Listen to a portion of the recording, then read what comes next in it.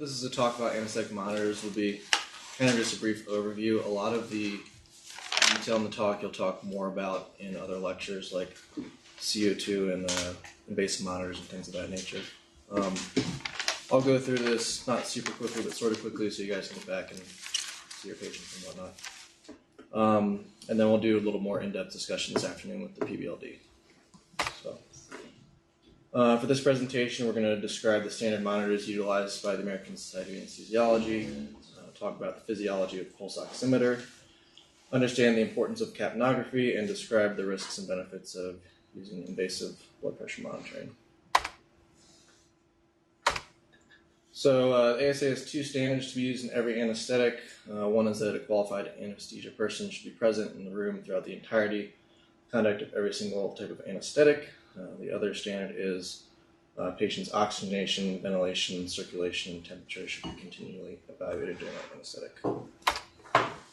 First, talk about the standard monitors, and then talk a little bit about the arterial line, and then just a brief mention of some other monitors that you'll learn about at another time.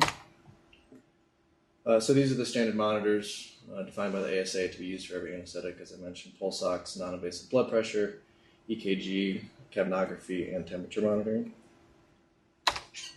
So pulse ox measures oxygen saturation by combining oximetry and plethysmography. There's two LEDs in the pulse oximeter, one with a wavelength of infrared light and one with a wavelength of red light. Oxygenated hemoglobin absorbs more infrared light. Deoxygenated hemoglobin absorbs more red light, and the pulse ox analyzes the ratio between the two to determine the saturation. The pulse ox is sort of a self-standardizing monitor where every patient has their own control, so you don't have to calibrate it to each patient. It only works on pulsatile blood. The photoplethysmography is what identifies the pulsations in the artery and determines the saturation from that. In patients that have decreased pulsatile flow, whether it be from just a low flow state, severe hypovolemia, or peripheral vasoconstriction if they're cold, may not be able to get an accurate pulse ox reading. Something you can do in that situation is you can put it on their ear or their nose. Usually gets a little bit better reading in patients that have bad peripheral vasoconstriction. So the pulse ox, probably the most important monitor that we use overall. Measures oxygenation. You can determine your rate, rhythm, just sort of by listening to it. I would say that it certainly should be the last monitor off when you're doing your anesthetic. Probably the first one to put on too, because it's pretty easy and gives you a good amount of information up front. So non-invasive blood pressure monitoring works by oscillometry. So the cuff can measure oscillations when it's squeezing. The oscillations are small. When it's above the systolic blood pressure, they increase as the map is approached, where maximal oscillation occurs at the map and decrease below the map. The blood pressure cuff measures these oscillations and determines the map. As you know, map is 1/3 systolic plus 2/3 diastolic blood pressure. The map is actually the only thing directly measured from the non-invasive blood pressure cuff. Systolic and diastolic are both determined from algorithms and not measured directly. You should make sure to size your blood pressure cuff appropriately. Should be 20 to 50% wider than the diameter of the extremity. The bladder should go more than halfway around the arm. If your cuff is too large, it will give you a readout of an artificially low blood pressure. If the cuff is too small, you can get an artificially high blood pressure. Patients with very large upper arms or conically shaped arms may benefit from placing the blood pressure cuff on their forearm or potentially their calf, depending on their anatomy, for more accurate readings.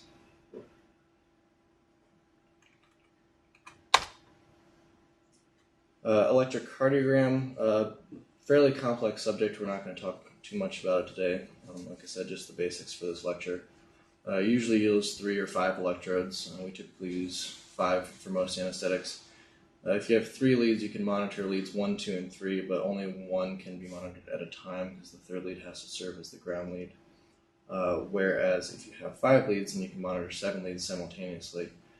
Generally what you'll see on your monitors when you're monitoring the EKGs, leads 2 and 5.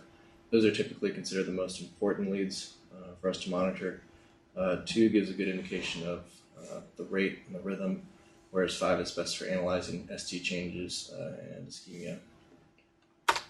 Honestly, the EKG, it's not the most predictive thing, end all be all, certainly for ischemia in the operating room. The placement of the EKG leads can be determined by the surgery, by the patient. If they've got a lot of hair in one place, often they're placed pretty haphazardly, so you're not going to get a standard placement for every single patient. Interference from electric cautery, bear huggers, other sorts of artifacts, movement in certain cases.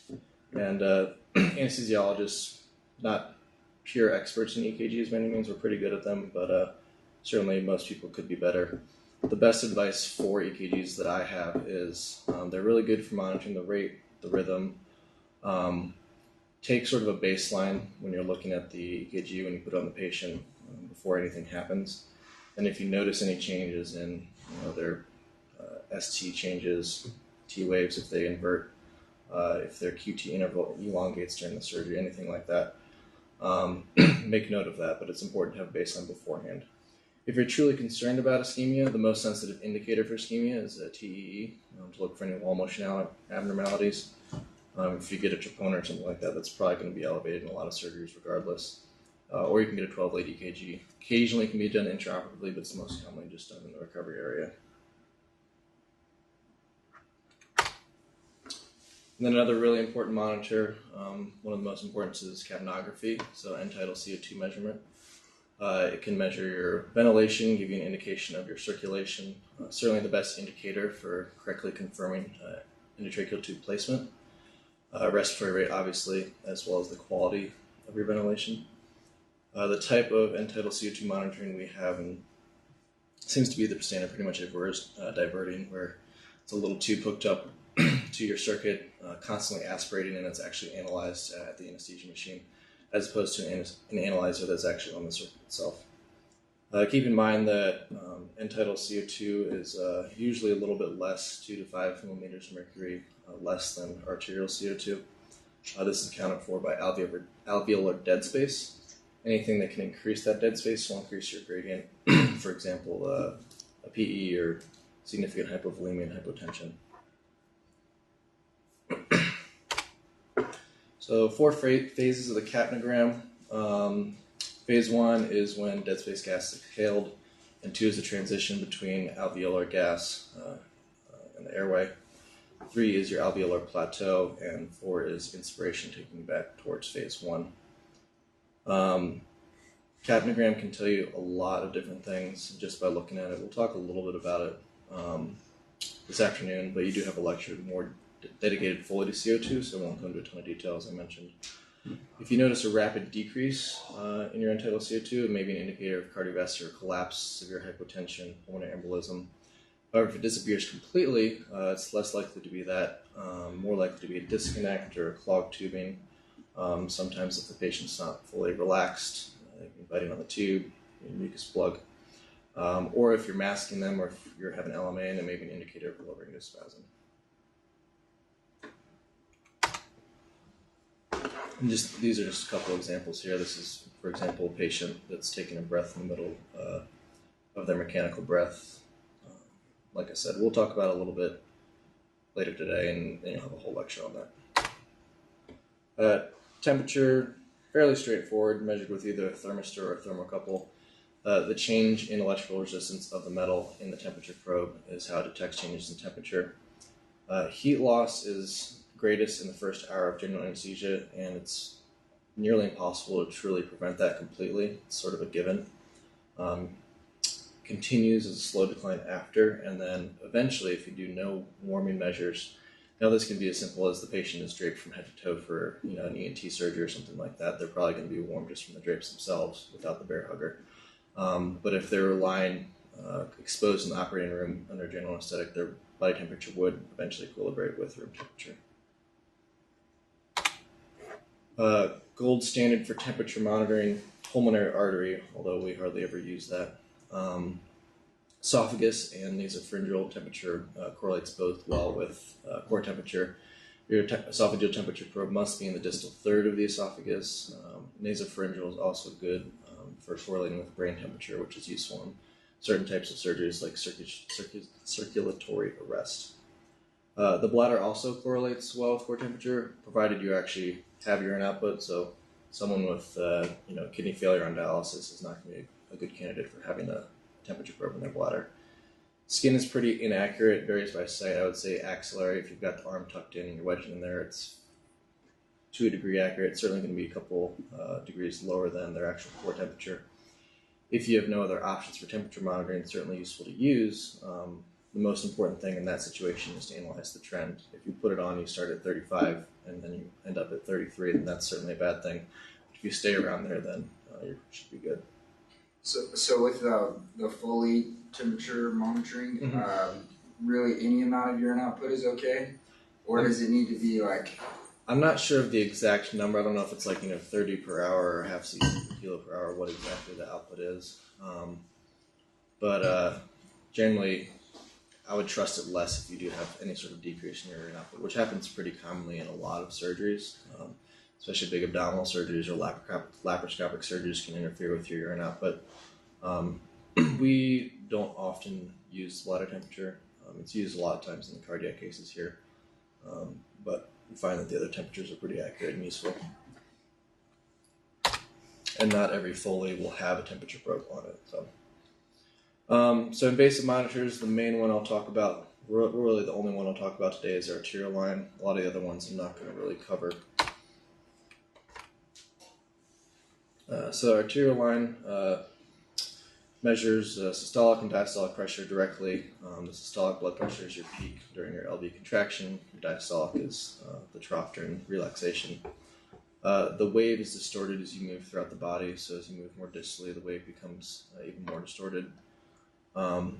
Indications for placing an arterial line, there's many. Hypotension or anticipated hypotension, or hypertension if you need to really closely monitor the blood pressure, such as in craniotomy or cardiac case. If you're going to need to draw multiple ABGs or other types of lab values during the case, if you're anticipating that. If you're using pressors or anticipating the use for pressors, and then also can be useful for supplementary information such as volume status. Can be used to calculate sort of a rough calculation of stroke volume and thus cardiac output. So contraindications to the arterial line, areas with vascular insufficiency or without collateral arterial supply. Most common place we put it in is the radial artery. You can certainly put it in the ulnar artery, however I wouldn't advise that. The ulnar artery is usually bigger, so a little bit better for providing that collateral flow to the rest of the hand, and it's a little more tortuous and deeper and harder to access. You can do an Allen's test, not incredibly specific or sensitive. It can make you feel better, but generally not done. You can even do it with a pulse ox and see if that your plethysmography decreases while you're doing the Allen's test. Other places, brachial artery can be useful. If you're bending your arm, it can kink the catheter. Certainly you have no collateral flow, so you have to be worried about thrombosis. Femoral artery, also a good spot, common in traumas or emergent situations, or if you just need to analyze quickly, although it's more prone to infection and aneurysm. Axillary artery, and then dorsalis pedis artery in the foot. Complications, hematoma from puncturing the artery, nerve damage, more common with radial cannulation, necrosis at the site, and then more rarely aneurysm, thrombosis, and then something that does happen pretty rarely and hopefully will happen less now that we've got our new arterial line set up, where it's much better labeled, but the potential for intra-arterial injection of drugs. So you wouldn't want to inject phenylephrine into a radial arterial line because that can cause pretty bad ischemia.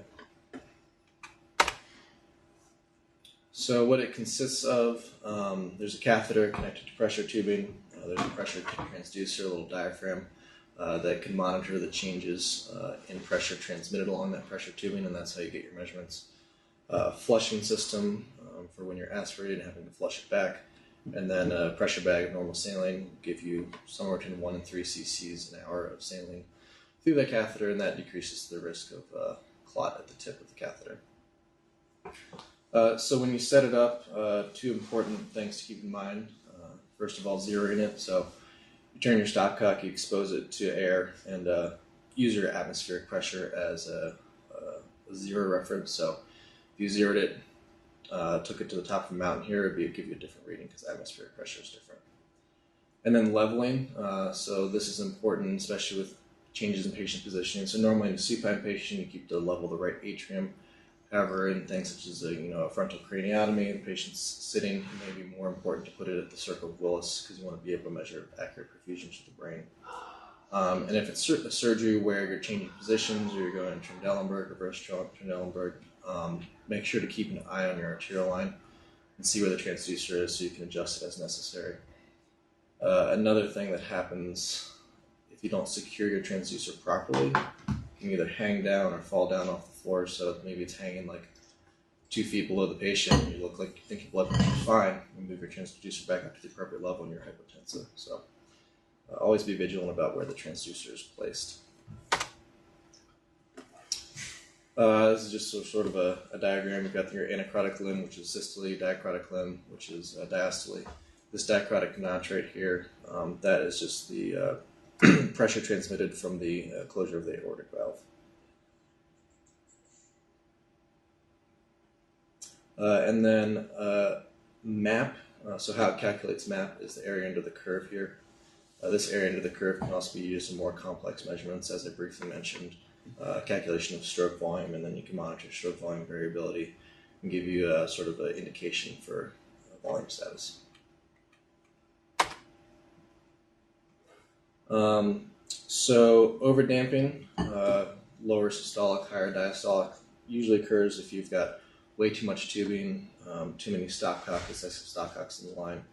If you've got air in the tubing, underdamping was when the systolic is higher and the diastolic is lower. Generally is when there's catheter whip within the artery, so the catheter is just moving around freely inside the artery itself. Both of these, while inaccurately displaying systolic and diastolic, don't really change what map you see, so the map can still be relied on as accurate. Sorry, can you repeat the last thing you said? You said map can still be reliable? So when it's overdampened or underdampened, the map is usually still the same. Still accurate, yeah. So that's usually not changed. However, your diastolic and systolic are wrong. So.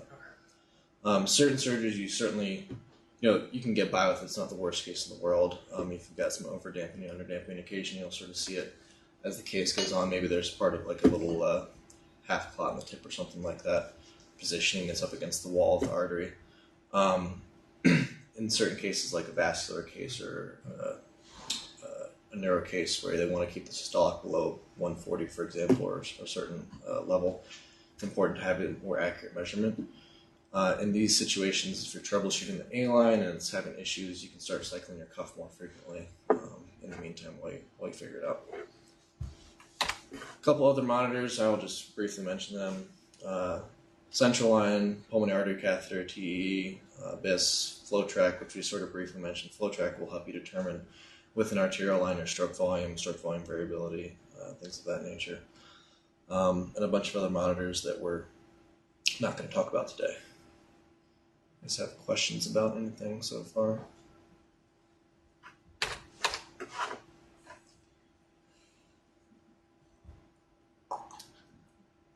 All right. Well, we'll have a PBLD this afternoon. Talk a little bit more about things in depth if anything comes up. But you guys want to get back there and do your pre-ups and all that stuff. So see you guys in the afternoon. All right. Thank you. Thank you. Yeah. It's in this room this afternoon. Yeah.